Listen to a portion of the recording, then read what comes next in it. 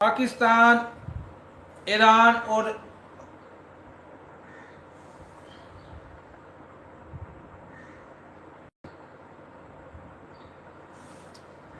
इमरान खान के 1000 दिन मुकम्मल, आंख 85% जाया, डॉक्टर मायूस, तनाज़े का मामला, इमरान खान का कत्ल का या नया तमाशा।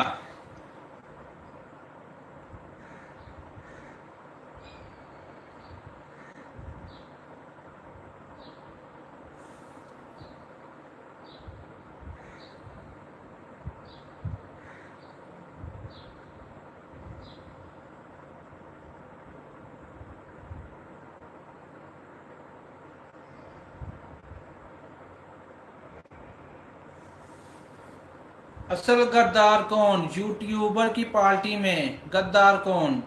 जेल में 1000 दिन मुकम्मल।